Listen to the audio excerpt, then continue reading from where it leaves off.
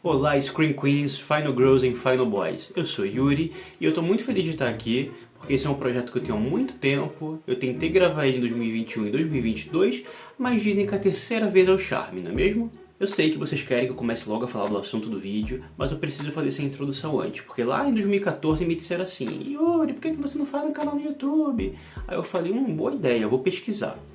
E eu comecei a olhar na internet, no YouTube, se tinham canais com essa mesma proposta e não encontrei nada. Tinha lá o Pipocando na época, que foi uma das inspirações para o canal, mas não era voltado para o filme de terror em si. Então eu falei, ok, eu vou fazer, mas acabei não fazendo por inúmeros motivos até agora. Então eu sei que hoje tem muitos canais que fazem isso, que são voltados para o terror, mas eu espero que vocês gostem de ficar saturados, porque eu cheguei para contribuir com essa saturação, ok? E ainda bem mais. Ok, agora antes da gente começar eu quero fazer uma pergunta pra vocês.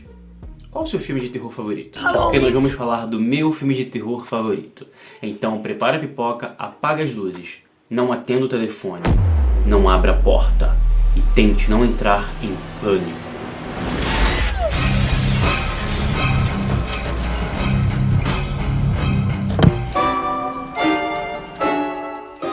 Sejam bem-vindos à cidade de Woodsboro. Um local antipacato agora serve de cenário para crimes terríveis cometidos por um assassino mascarado que liga para suas vítimas, faz perguntas sobre filmes de terror e, se elas errarem a resposta, elas morrem.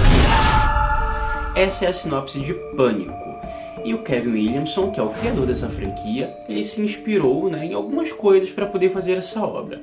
Uma dessas coisas é o caso real do estripador de Gainesville. Em agosto de 1990, a polícia chegou até um homem chamado Danny Rowling, de 37 anos, e descobriu que ele estava ligado aos crimes que tinham acontecido ali nas redondezas de Gainesville. 5 universitários foram mortos, 4 mulheres e um homem, e o modus operandi era o mesmo. O assassino invadia a casa das vítimas, dominava elas, cometia os abusos e depois as matava. Com exceção do rapaz, todas as outras vítimas, que eram mulheres, eram deixadas com o corpo numa posição que sugeria o abuso sexual. Danny Rowling foi preso e condenado à morte, que aconteceu em 2006, por injeção letal. I recall the day I first saw you. I reached out to say I love you.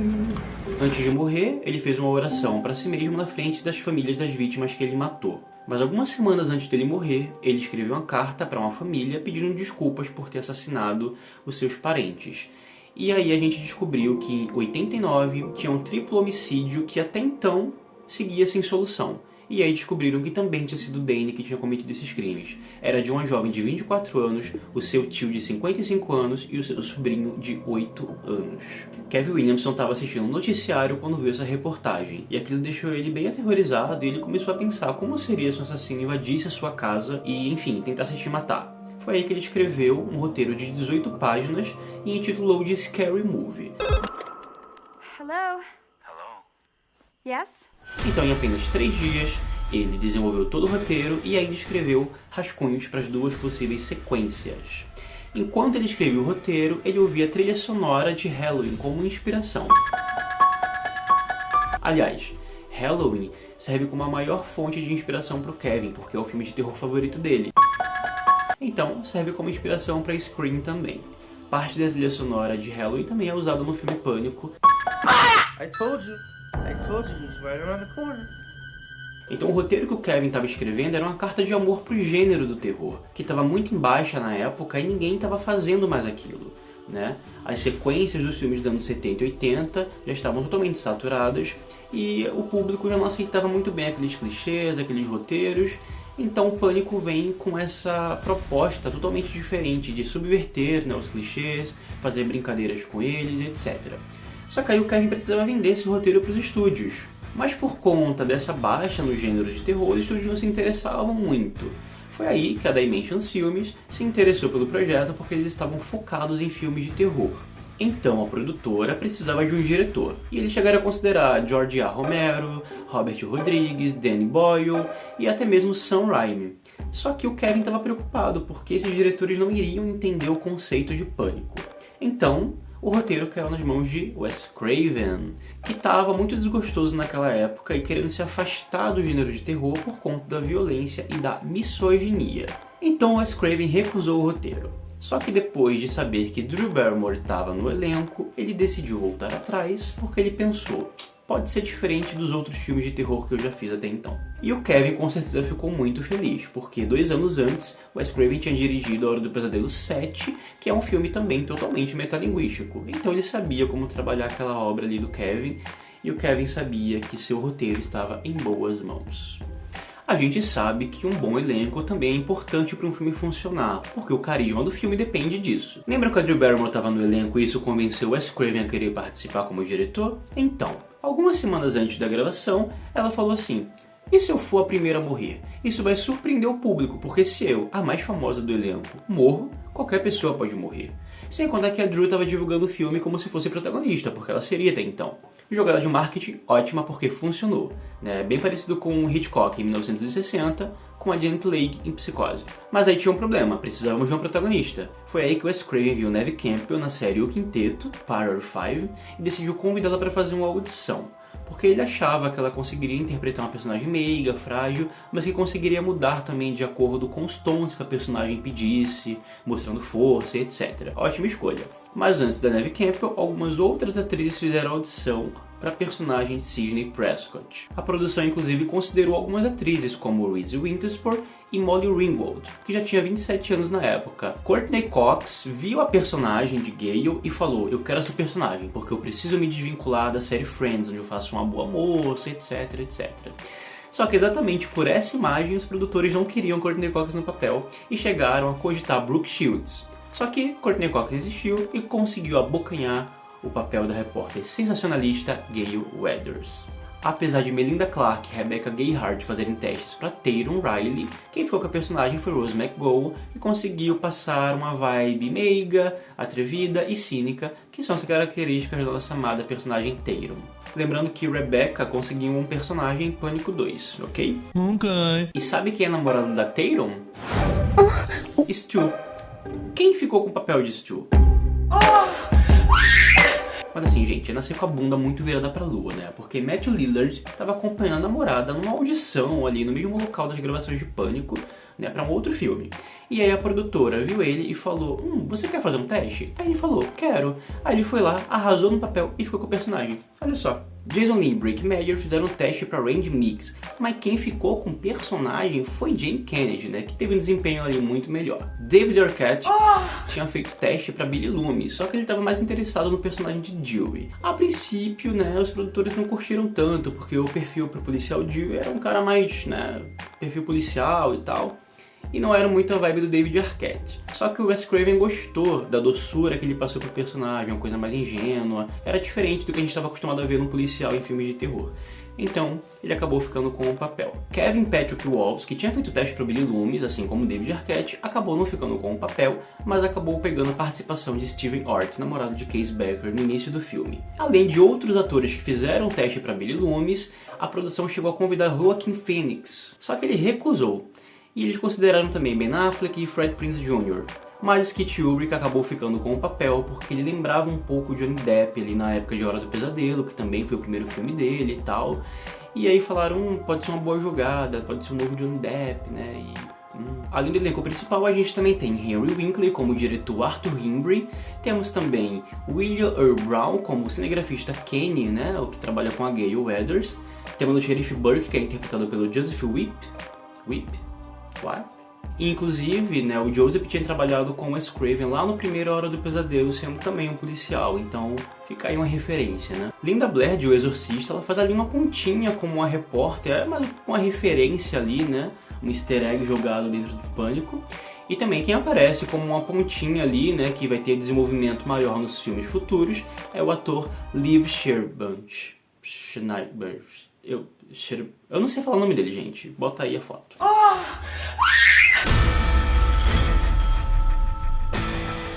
A produção queria gravar em Vancouver, no Canadá, mas o Wes Craven queria um filme verdadeiramente americano, então eles foram gravar na Califórnia, na cidade chamada Santa Rosa. Aí durante as caminhadas, né, da produtora Marianne Madeleine, ela entrou numa casa que foi gravado o filme Sombras de uma Dúvida, do Hitchcock, e então ela descobriu a máscara do Ghostface jogada lá em um porão. O Wes Craven gostou tanto dessa máscara que ele pediu pro pessoal fazer, né, uma réplica dela, com algumas alterações suficientes para que eles não sofressem com, né, direitos de imagem, essas coisas. Só que nenhuma dessas máscaras agradou o Wes Craven.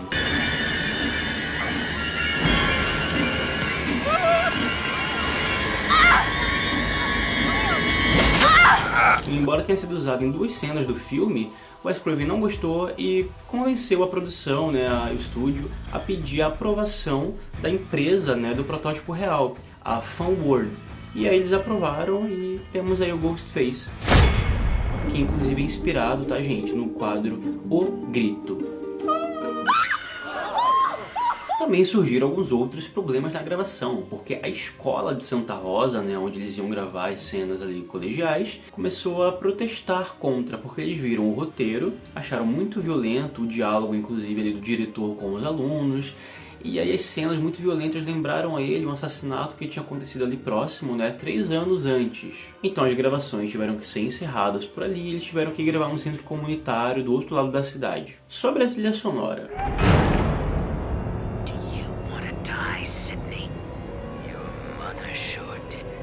Não sei se vocês já perceberam, mas a trilha de Pânico não segue ali um padrão tão convencional dos filmes de terror. Marco Beltrami, que foi contratado, né, e responsável pela trilha do filme, ele nunca tinha trabalhado no longa-metragem. Então Wes Craven e o editor do filme, eles chegaram pro Marco e sugeriram, né, deram umas dicas de como ele poderia brincar com o telespectador. Sabe, quando você está chegando perto de uma porta, daí ele aumenta a tensão da trilha sonora para parecer que vai ter algo ali, mas na verdade não tem nada.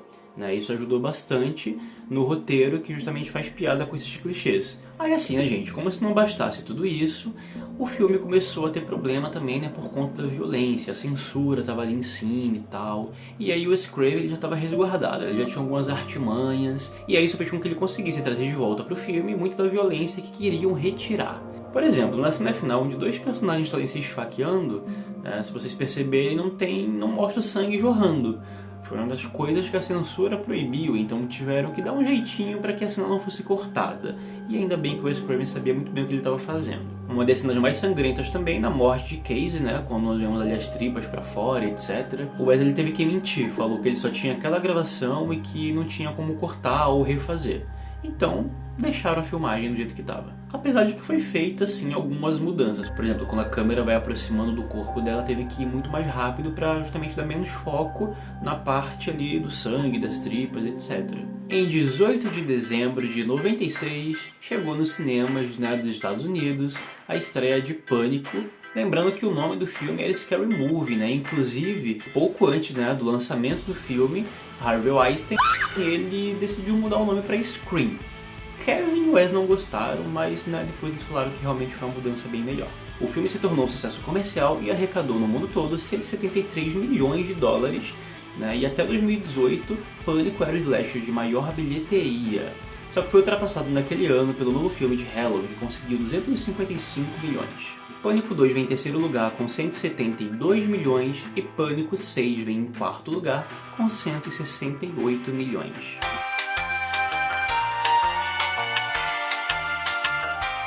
Pânico trouxe de volta interesse pelo gênero, que já estava morto ali, capengando, e também trouxe de volta algumas produções, como Halloween, que voltou com o seu primeiro reboot, né, e teve um sucesso considerável com relação às sequências anteriores. Brinquedo Assassino também voltou agora com o nome de Chuck, né, a noiva de Chuck, com a pegada ali mais pro humor ácido, assim como era a pegada de Pânico também, e além de outras novas obras, como Eu Sei Que Vocês Fizeram no Verão Passado, Prova Final e Lenda Urbana. E também o impacto da máscara do Ghostface, né, que se tornou icônica nos filmes de terror, e até hoje é usada como fantasia de Halloween e de Carnaval aqui no Brasil.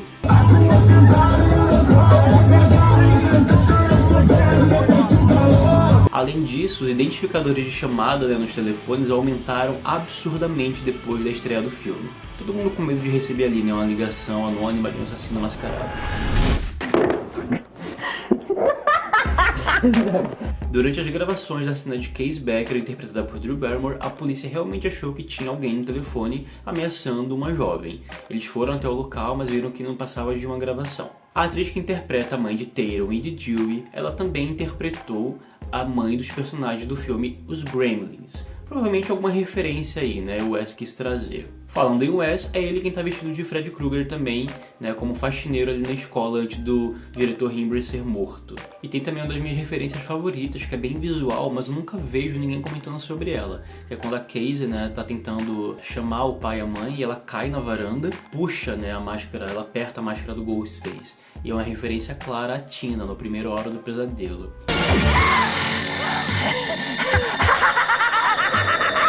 Você tá vendo aqui a minha camisa, né, gente, com Ghostface.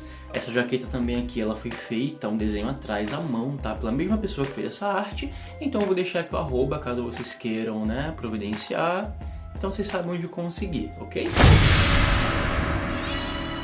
I watched Halloween when I was 10 years old, and it was the scariest movie I ever saw in my life. In fact, it's my favorite movie of all time.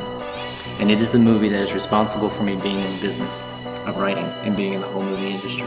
Agora vamos lá, porque Pânico é o meu filme favorito, como eu disse pra vocês. E por que isso? É só um outro filme de terror, é só um slasher como muitos outros. E a gente sabe que o que é bom e o que é ruim vem muito da sua memória afetiva. E sim, eu vi Pânico muito pequeno, muito criança, porque minha mãe gostava de filmes de terror, então eu tenho sim essa memória afetiva e eu redescobri ele lá em meados de 2009, mais ou menos, quando começaram os boatos sobre a produção do novo filme, Pânico 4. E aí eu descobri todo o universo, comunidades e fãs, etc. Fui reassistir o filme depois de, né, já estar grandinho, de ter mais entendimento, e aí eu descobri que o Pânico é um filme de terror sobre filmes de terror. Agora imagina se você assiste a um filme e dentro dele você vê referências de outros filmes também, e despertou meu interesse, né, pelo gênero como um todo. Diferente de muitos outros filmes, Pânico ele tem um background ali por trás e uma estrutura diferente, porque filme de terror, basicamente filme de terror. É um grupo de jovens indo para um acampamento, ou estando realmente nas suas casas, na vizinhança, em alguma viagem, e começam a ser assassinados por algum serial killer aí. No caso de Pânico é um pouco diferente, porque não é só um roteiro raso, tem toda uma profundidade na construção dos próprios personagens. Por exemplo, Sidney, ela não é uma personagem protagonista como a maioria, que a gente vê que é indefesa, que não tem muita expressão. É uma personagem que ela tem muita personalidade, ela tem muita atitude, e apesar de estar cercada por outros personagens que também são muito carismáticos, a Sidney não se deixa ofuscar.